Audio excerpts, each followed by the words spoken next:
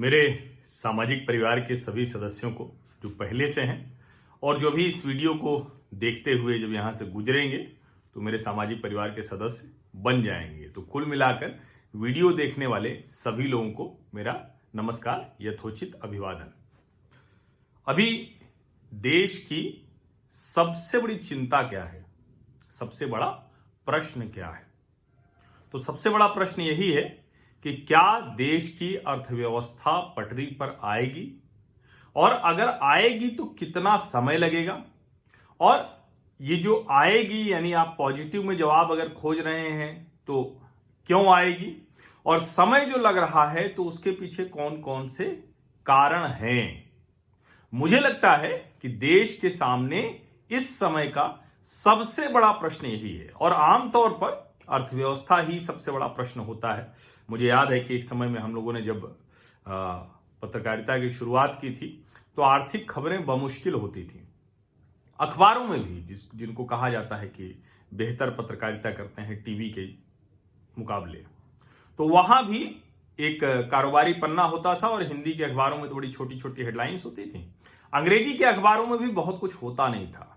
एक economic times अखबार था जो लंबे समय तक वो करता रहा, हालांकि उसका भी हिंदी आया और कुछ समय में ही बंद हो गया। लेकिन आर्थिक गतिविधि, अर्थव्यवस्था, कारोबार ये कितना महत्वपूर्ण है कि अब टीवी हो या अखबार हो, जीडीपी की खबर आती है, कारोबार की क्या स्थिति है उसकी खबर आती है। तो हम लोग बड़े छोटे बड़े पहलुओं पर बात करते हैं, और मैं बार बार ये डिस्क्लेमर के तौर पर, जानकारी के तौर पर बताता हूं कि वैसे तो मैं इलाहाबाद विश्वविद्यालय से अर्थशास्त्र में परास्नातक हूं, लेकिन मेरी समझ तब बेहतर हुई अर्थव्यवस्था की, उसमें बड़ा योगदान सीएनबीसी आवाज न्यूज चैनल का रहा। चूंकि आवाज न्यूज चैनल में हम तब वहां उसके साथ शामिल हुए थे, ज्वाइन किया था हमने, जब वो आवाज नहीं था। टीवी 18 की हिंदी प्रोग्रामिंग में हम लोगों ने ज्वाइन किया था 2004 में। और जब मैं मुंबई रहा तो 4 वर्ष मुंबई रहना और सीएनबीसी आवाज में काम करना, इसने मुझे आर्थिक समझ बहुत सी दी। और जो पढ़ाई लिखाई की थी, जो कहें कि इलाहाबाद विश्वविद्यालय का जो अर्थशास्त्र में परास्नातक करना था, तो उस वक्त मैंने बहुत पढ़ाई लिखाई नहीं की थी, क्योंकि वैसे भी थोड़ा सा जो राजनीतिक गतिविधियां थी, छात्र राजनीति थी, इस सब में ज्यादा रुझान रहा। लेकिन अब जब मैं देखता हूं तो कई बार मुझे लगता है कि लोग अर्थव्यवस्था को राजनीतिक पॉलिटिकल स्कोर सेटल करने के लिए ज्यादा इस्तेमाल करते हैं, और इसीलिए महत्वपूर्ण बातें वो छोड़ देते हैं। ऐसा ही कुछ हो रहा है जब हम बात करते हैं कि देश की जीडीपी यानी ग्रॉस डोमेस्टिक प्रोडक्ट, सकल घरेलू उत्पाद, यानी एक तरह से कहें कि जो देश की कुल वैल्यू है, ताकत है, उसको अगर हम समझें तो वो -23.9 है जून क्वार्टर में। कौन सा क्वार्टर है ये? क्वार्टर वो है जिसमें अप्रैल और मई में तो पूरी तरह से, क्योंकि 24 मार्च से लॉकडाउन हुआ था, और जून से भी अनलॉक की प्रक्रिया शुरू हुई, तो बहुत शनई है चला वो, तो 24% की गिरावट है। तो इसको लेकर अलग अलग बातें आ रही। तो मैंने, आपको याद होगा कि एक दिन अपने गांव से, खेत से किया था, और उसमें मैंने कई पैरामीटर्स पर बात की थी, और वो मैंने खुद देखा तो मेरा अपना समझा हुआ था, और मुझे लगा कि ये वो इंडिकेटर्स हैं जो कह रहे हैं कि जो सेकेंड क्वार्टर होगा, यानी सितंबर वाला जिसमें हम अभी बैठे हुए हैं, और अप्रैल मई जून पहली तिमाही, और जुलाई अगस्त सितंबर दूसरी तिमाही, तो दूसरी तिमाही से कुछ लक्षण दिखने शुरू होंगे सकारात्मक ग्रोथ के, पॉजिटिव के कुछ लक्षण दिखेंगे।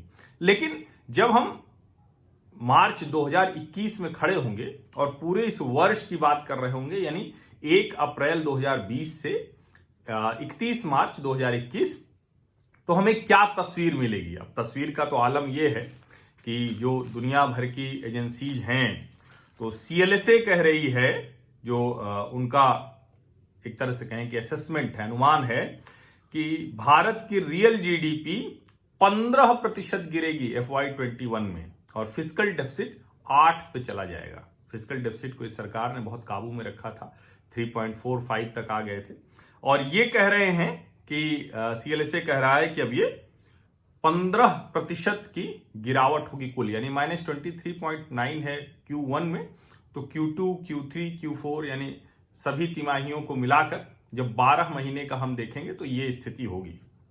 अब जब हम ये कह रहे हैं तो फिर मैंने जो आपको आंकड़े दिए थे उनका क्या? तो इस पे मैं एक ही बात कहूंगा कि जब मैंने वो आंकड़े दिए थे तब मेरे पास किसी बड़े नाम का समर्थन नहीं था। मुझे ये नहीं पता था कि ये जो मैं आंकड़े दे रहा हूं इस पर कितने अर्थशास्त्री यकीन करेंगे, या इसको कोई देख भी रहा है क्या, इस सिल्वर लाइनिंग को। क्योंकि रघुराम राजन जैसे जो सेलिब्रिटी इकोनॉमिस्ट हैं उन्होंने तो कह दिया है कि बहुत बुरा हाल है, कुछ भी अच्छा नहीं होने वाला है, भारत की अर्थव्यवस्था किसी भी हाल में सुधरने वाली नहीं है। लेकिन रघुराम राजन को मैं हमेशा पॉलिटिकल इकोनॉमिस्ट मानता हूं। रघुराम राजन राजनीतिक अर्थशास्त्री हैं और रघुराम राजन की नज़र देश के वित्त मंत्री की कुर्सी पर थी।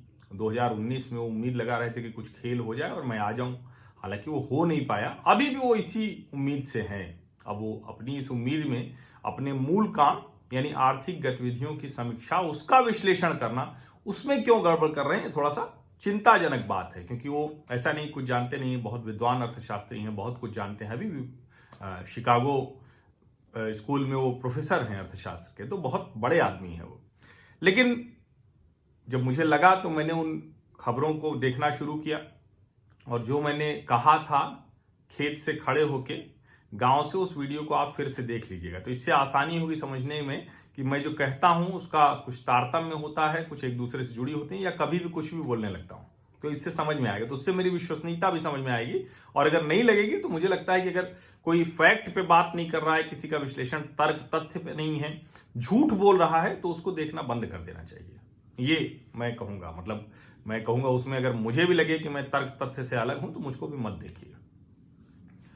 जो मैंने कहा था कि जब आप इस साल के अंत में खड़े होंगे तो ये जो 76% बचा रह गया, -23.9 रहा, और पहली तिमाही में जब पहले 2 महीनों में गतिविधियां पूरी तरह से बंद थी, तब भी अगर 76% बचा रह गया तो आपको सोचना चाहिए कि क्यों हुआ। तो मैंने उसमें बताया था कि जो इकोनॉमिक एक्टिविटी है, जो ग्रामीण भारत है, वहां जो है, मैंने ट्रैक्टर सेल्स के आंकड़े दिए थे, मैंने दूसरी इकोनॉमिक एक्टिविटीज की बात की थी। मैंने बताया कि कैसे हम जिन बाजारों में पिछले 1-1.5 महीनों से घूमते रहे तो गांव की किसी बाजार में कोई भी जो आर्थिक गतिविधि है, जो साप्ताहिक बाजार हो, रोज की बाजार हो, खरीद बिक्री हो, गांव में खेती हो, मंडी में कारोबार हो, जो गोदाम में चल रहा हो, जो आलू खरीदना हो, जो प्याज खरीदना हो, या जो भी आप गतिविधि कह लीजिए, वो सब यथावत चल रही है। और मेरी इस बात को आज तब बल मिला जब मैंने सी रंगराजन जी का कहा हुआ, उनका जो एक पेपर है, उन्होंने जो एक रिसर्च पेपर प्रस्तुत किया है, उसको मैंने पढ़ा।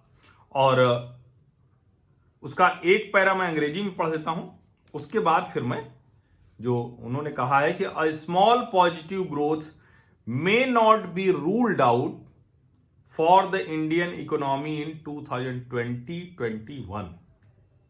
तो पहला सवाल जिसका जवाब ये पूछा जा रहा था, क्या भारतीय अर्थव्यवस्था पटरी पर आएगी क्या? तो सी रंगराजन साहब कह रहे हैं, जो प्रधानमंत्री के आर्थिक सलाहकार समिति के अध्यक्ष रहे हैं, और वो प्रधानमंत्री नरेंद्र मोदी नहीं, वो प्रधानमंत्री डॉक्टर मनमोहन सिंह थे और देश के बहुत प्रतिष्ठित अर्थशास्त्रियों में थे। और सी रंगराजन उन अर्थशास्त्रियों में थे जिन्होंने बहुत स्पष्ट कहा था कि $5 ट्रिलियन इकोनॉमी फिलहाल पॉसिबल नहीं है। ये उन्होंने बहुत स्पष्ट तौर पर कहा था। वो सी रंगराजन साहब कह रहे हैं कि बहुत छोटी, मतलब स्मॉल पॉजिटिव ग्रोथ, यानी हो सकता है कि वो +1% रहे, +2% रहे, +3% रहे, +4% या 5% तो बहुत अभी मुश्किल है, लेकिन प्लस आ जाए, यानी किसी भी तरह से +1, 2, 3 ऐसे आ जाए। इन्होंने कोई आंकड़ा नहीं दिया है कोई इसमें मैं जब देख रहा था। और ये जो पेपर है ये 2 लोगों ने मिलकर लिखा है, एक सी रंगराजन साहब, दूसरा DK श्रीवास्तव हैं, ये चीफ पॉलिसी एडवाइजर हैं Ernst and Young India, EY India के चीफ पॉलिसी एडवाइजर हैं। और ये जो इनका पेपर पब्लिश हुआ है, ये इंडियन पब्लिक पॉलिसी रिव्यू में ये पब्लिश हुआ है। तो इससे आप समझ सकते हैं कि जो मैंने खेत पर खड़े होकर कहा था, हालांकि मैं बार बार कहता हूं कि मैं अर्थशास्त्र का विद्यार्थी हूं, थोड़ी बहुत समझ है, लेकिन मैं अर्थशास्त्री नहीं हूं, ये थोड़ा सा समझिए। मैं इकोनॉमिक जर्नलिस्ट हूं, मैं इकोनॉमिक्स का स्टूडेंट हूं, चीजों को समझता हूं, कई बार कुछ चीजें मेरी पकड़ में आ जाती हैं समय से। लेकिन अर्थशास्त्री होना वो पूरे समय इकोनॉमिक्स का जो कहें कि माइक्रो मैक्रो पैरामीटर्स हैं उन पर ध्यान देना होता है। मैं वो नहीं कर पाता हूं, ईमानदारी से कहूं, क्योंकि मेरे पास और भी कई काम है, पत्रकार के तौर पर कई जगहों पर नजर रखनी होती है। लेकिन जब सी रंगराजन कहते हैं कि a small positive growth may not be ruled out for the Indian economy in 2020-21, तो मुझे लगता है कि मैंने जो खेत से खड़े होकर कहा था और तब किसी अर्थशास्त्री ने नहीं कहा था, आप उसको उठाकर देख लीजिए, किसी मतलब किसी देश के किसी अर्थशास्त्री ने कोई पॉजिटिव बात नहीं की थी। इस पेपर में वो कहते हैं कि हालांकि ढेर सारे राष्ट्रीय और अंतर्राष्ट्रीय जो ये काम करती हैं जो एजेंसियां, जैसे उन्होंने लिखा है कि भाई वर्ल्ड बैंक ने कहा है कि -3.2 होगा, स्टेट बैंक ऑफ इंडिया ने कहा है -6.8 होगा, लेकिन वो कहते हैं इसी पेपर में कि there are reasons to believe that the outcome may be better than these strong contractionary prospects. C Rangarajan कह रहे हैं कि कई ऐसी वजहें हैं जिसकी वजह से जो कह रहे हैं लोग कि इतनी गिरावट हो जाएगी, इतनी कमजोरी हो जाएगी, माइनस में अर्थव्यवस्था इतनी जबरदस्त जाएगी, यानी एक कहे कि 2021 खत्म होते हुए वो कह रहे हैं कि -3.2 सबसे कम है। तो वो कैसे वो हो सकती, क्या वजहें हो सकती हैं, इसकी बात सी रंगराजन अपने पेपर में करते हैं। जब सी रंगराजन ये बात कह रहे हैं तो उसी में वो आगे कह रहे हैं कि जो ये -23.9 का डेटा है अप्रैल टू जून क्वार्टर, इसमें वो कह रहे हैं की sectors like agriculture and related segments, public administration, defence and other services may perform normally or better than normal given the demand for health services. Further goods and services categorized as essential goods and services in other sectors, technically called permitted goods and services, together with agriculture and public administration, defense and other services may have a weight in the range of 40 to 45% of total output। यानी जब सब बंदी थी उसके बीच में भी ये सारे सेक्टर, और उसमें खेती बहुत महत्वपूर्ण है, मैंने खेत से खड़े होकर ये बात कही थी, तो कई लोगों ने मुझे कहा कि आप बड़े भ्रमित दिख रहे हैं। एक तरफ तो करें कि ये खराबी, जैसे मैं आज भी मानता हूं कि उद्योगों के पहिए अभी चल नहीं रहे हैं, अभी सरकार को बहुत कुछ करने की जरूरत है, अभी उद्योगपतियों को बहुत हाथ थामने की जरूरत है, अभी बहुत कुछ नहीं हुआ है। इतना बड़ा गड्ढा है, एक साथ महामारी आ गई, मतलब 2 महीने कहने को है, करीब 3 महीने तो कुछ हुआ ही नहीं, चौथे महीने भी कुछ नहीं हुआ, और अब सही मायनों में देखें तो सितंबर से शुरू हुआ है, मतलब अप्रैल, मई, जून, जुलाई ये तो कुछ हुआ ही नहीं, अगस्त में कुछ हुआ, और अब जाके सितंबर से काफी कुछ हो रहा है, और वो भी सितंबर बीतते 1 अक्टूबर से सब कुछ होगा। तो इसके बावजूद मैंने कहा था कि 76% खोजिए ना, अर्थव्यवस्था अर्थशास्त्र समझते हैं तो 76% समझिए, क्योंकि मैंने कहा भाई दुकान बंद थी, हवाई जहाज नहीं उड़े, रेल नहीं चली, बस नहीं चली, कुछ नहीं हुआ, परमिट लेके तो एक जगह से दूसरी जगह जाना था, उसमें भी -23.9 ही रहा है Q1 में। वही बात अब सी रंगराजन और डीके श्रीवास्तव जो public policy adviser, chief policy adviser हैं अर्न्स्ट एंड यंग इंडिया के, ये दोनों लोग मिलकर कह रहे हैं, और इनकी बात बहुत बड़ी है क्योंकि ये देश के बहुत बड़े अर्थशास्त्री हैं। सी रंगराजन का नाम दुनिया में लोग बहुत सम्मान से लेते हैं, बहुत सम्मान से लेते हैं। ये सेलिब्रिटी टाइप के, हॉलीवुड हीरो टाइप नहीं रहते रघुराम राजन की तरह, लेकिन इनकी बात का वजन बहुत ज्यादा है। रंगराजन साहब जब कहते हैं कोई बात तो उसमें तर्क होता है, उसमें पॉलिटिकल स्टेटमेंट बहुत कम होता है, हमने बहुत नहीं देखा। इसीलिए मैं कह रहा हूं कि जब वो कह रहे हैं, और जब वो कह रहे हैं कि टोटल आउटपुट का 40 to 45% है, ये जिन सेक्टर्स की बात मैंने अभी की बताया उनके पेपर से, और इसीलिए कह रहे हैं कि ये तो ज्यादातर फुल्ली ऑपरेशनल थे, इसीलिए वो कह रहे हैं। और जैसे मैंने आपको एक आंकड़ा बताया था, जीएसटी का आंकड़ा बताया था, इनके पेपर में भी उसका जिक्र है, और वो कह रहे हैं कि जून 2020 का जीएसटी 90,917, उसके बाद वो कह रहे हैं कि ये जो बेंचमार्क है 1 लाख करोड़ का उसके पास है। अब इन्होंने जून से कहा, मैंने अगस्त से तुलना की थी, मैंने उसको बताया था कि क्या क्या है। और इसीलिए जब वो पीएमआई की बात कर रहे हैं, परचेजिंग मैनेजर इंडेक्स जो मैन्युफैक्चरिंग का है, तो उसमें वो कह रहे हैं कि जून 2020 में 47.2 था, 50 से नीचे यानी डिक्लाइन, 50 से ऊपर यानी पीएमआई अगर खबर चल रही कि 50 प्लस है, और वही अगस्त में 50.2 है। यानी जो रंगराजन साहब को जून 2020 में 47.2 का पीएमआई मैन्युफैक्चरिंग इंडेक्स उम्मीद जगा रहा था, और जिस पर मैंने 50.2 होते ही कहा था कि देखिए अभी प्लस की तरफ जा रहे हैं, अब ये साफ साफ बता रहा है कि प्लस की तरफ जा रहे हैं। और एक बड़ी महत्वपूर्ण बात कही है रंगराजन साहब ने, इसको निश्चित तौर पर डॉक्टर मनमोहन सिंह इतने बड़े अर्थशास्त्री हैं, लेकिन मुश्किल उनकी ये है कि उनका सारा अर्थशास्त्र उनको जो कृपा से मिला उसके नीचे दब गया है। बहुत बड़े अर्थशास्त्री हैं लेकिन वो नहीं देख पा रहे हैं। वो लगातार आलोचना चीजों की करते हैं तो उसमें तथ्य भूल जाते हैं, राजनीति हावी हो जाती है। उनका तथ्य वाला, तर्क वाला पड़ला कमजोर हो गया है, राजनीति वाला पड़ला और कृपा वाला पड़ला बहुत भारी हो गया है। रंगराजन साहब ने कहा कि इसलिए जो उन्होंने शुरू में कहा था कि small positive growth may not be ruled out, क्यों? सबसे महत्वपूर्ण, given the current geopolitical situation, the government at the central and state levels have become very active in attracting investment from abroad. UP की खबर हम देख रहे हैं, ease of doing business में दूसरे नंबर पर आ गया है।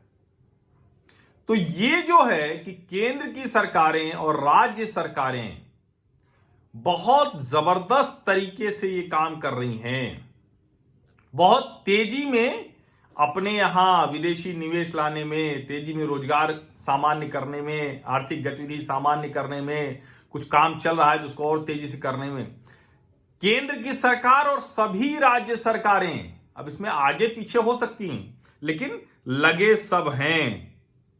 और इसीलिए, और आगे वो एक चीज और कहते हैं, the major reforms in the corporate tax rates in 2019-20 will also facilitate relocation of various production platforms to India। यानी जो 19-20 में सरकार ने बड़ा टैक्स रिफॉर्म किया, कर सुधार किया कंपनियों के लिए, जो कॉर्पोरेट टैक्स जो देना होता था, जो दुनिया के हमारे अगल बगल के देश हैं, जो एक तरह से कहें कि जो एफडीआई डेस्टिनेशंस हैं, उनके तुलना में जो भारत ने एक कम टैक्स रेट किया है, तो जब कंपनी चीन से रिलोकेट होगी, नई जगह आएगी, तो दो ही चीजें तो है ना, कि उसको टैक्स वैक्स कम लगे सब कुछ, और जो सरकार है वो तेजी में उनको फैसिलिटेट कर दे। दोनों चीजें सी रंगराजन साहब को होती हुई दिख रही हैं। तो जो सवाल मैंने शुरू में कहा था कि जिसका ये प्रश्न सबसे बड़ा है कि अर्थव्यवस्था पटरी पर आएगी कि नहीं होगी, दूसरा कब तक आएगी, तीसरा क्यों आएगी, इन तीनों प्रश्नों के उत्तर मैंने दिए। और ये सी रंगराजन साहब कह रहे हैं, मैंने कहा कि देश का बड़ा अखबार है इकोनॉमिक टाइम्स, लगातार मैं मतलब सलाह देता हूं कि आपको आर्थिक अगर समझ बढ़ानी है तो ईटी पढ़ना चाहिए, हर तरह से समझ में आएगा। और ईटी में एक खबर है, analyst expect recovery from Q2 after a wash out. यानी जो विश्लेषक हैं, जो जानकार हैं, वो कह रहे हैं कि Q2 यानी जो सितंबर में तिमाही खत्म हो रही, जिसमें हम बैठे हुए हैं, जिसमें एक तरह से हम कहें कि अभी जो पहला सप्ताह बीत गया, 3 सप्ताह और बाकी हैं, तो इस तिमाही का यह आखिरी महीना है, जुलाई, अगस्त, सितंबर। इसमें ये कह रहे हैं कि इसमें रिकवरी देखने को मिल सकती है, और अगर Q2 में रिकवरी आ गई तो Q3 और Q3 अगर Q2 की रिकवरी अच्छी रही तो Q3 में हम मान सकते हैं कि जो अक्टूबर, नवंबर, दिसंबर का त्योहारी महीना होगा, उसमें बहुत सी चीजें बेहतर होंगी। और इन्होंने बताया है कि 1903 कंपनियों का सैंपल इन्होंने लिया, जिनका प्रॉफिट Q1 में कितना गिर गया था, 88%, 88% मुनाफा गिर गया है। रेवेन्यू 33.8% गिर गया है।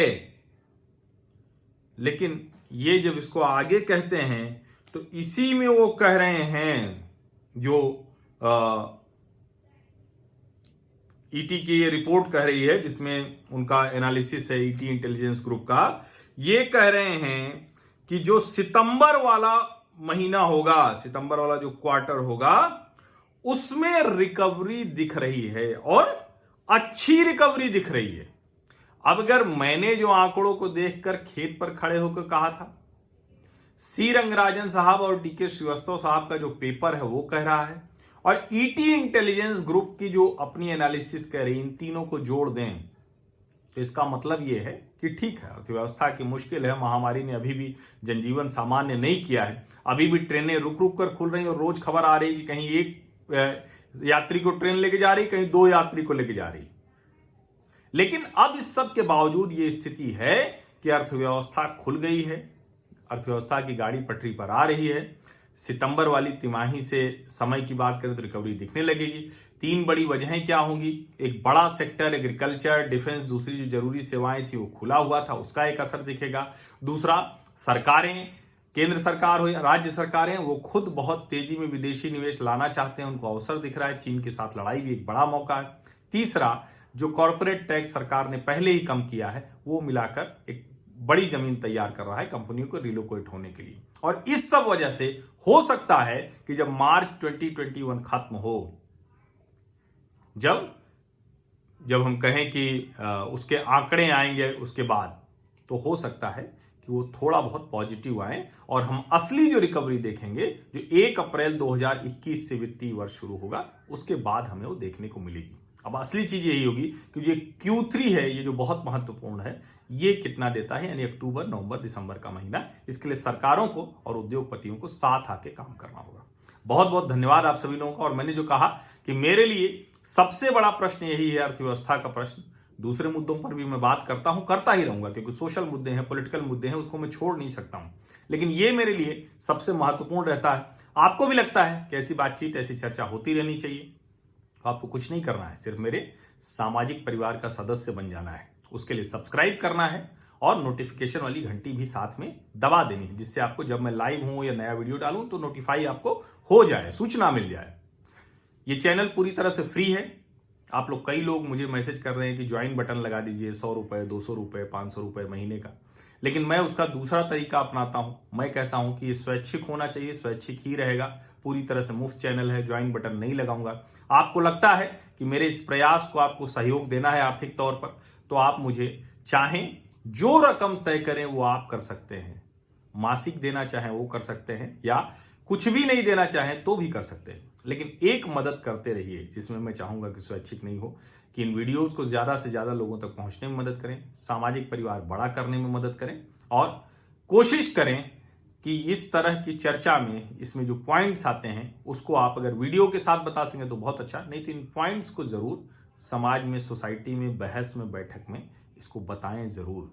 क्योंकि बहुत कुछ बिना तथ्यों के, बिना तर्कों के, झूठ के साथ चल रहा है, उसको ध्वस्त करना बहुत जरूरी है। और मैंने बार बार कहा कि जब मैं सामाजिक परिवार कहता हूं तो ये कोई एक टर्मिनोलॉजी भर नहीं है मेरे लिए। ये मेरे लिए एक, कहें कि पॉजिटिव नैरेटिव चलाने का एक अभियान है, और उस अभियान को मैं पूरी ताकत के साथ चलाता रहूंगा। बस आपका साथ मिलता रहे। बहुत बहुत धन्यवाद।